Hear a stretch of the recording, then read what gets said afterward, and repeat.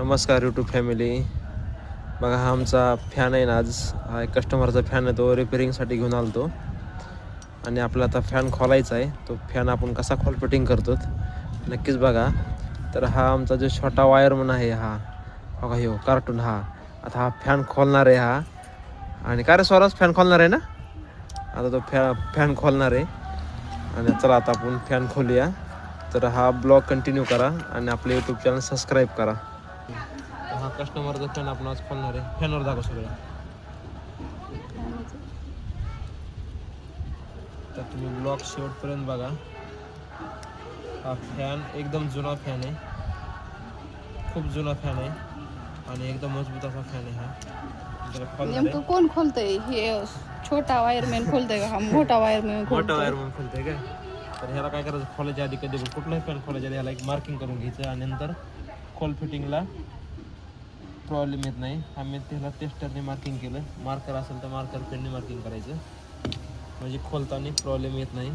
चुकीच्या पद्धतीने आपण तर खोलत नाही. असे त्याचे 3 स्क्रू काढून घ्यायचे. तुम्हाला असे हेवी फॅन आता मार्केटमध्ये मिळणार नाहीत, कारण हा क्रॉम्प्टनचा फॅन आहे. ह्याचं वजन एक 3-3.5 किलो आहे. आणि हा वाइंडिंग आणि ह्याची बिअरिंग आपण रिप्लेस करणार आहे. तू नको रे बाबा.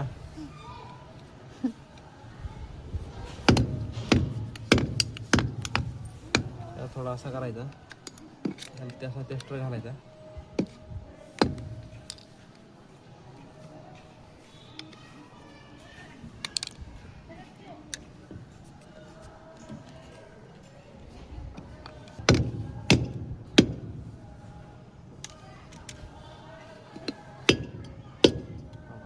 थोडा आपटला स्क्रू खोलले की ह्याच्यामधला हा स्टेटर आहे.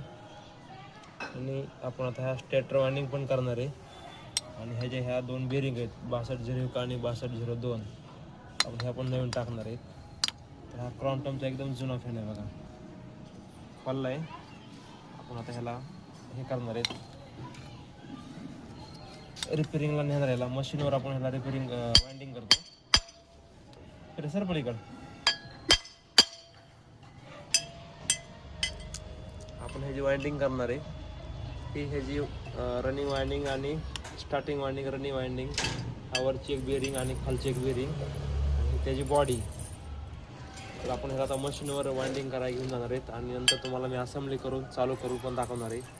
2 बेरिंग, वाइंडिंग आणि कॅपॅसिटर. एकदम फॅन नवीन चकाचक.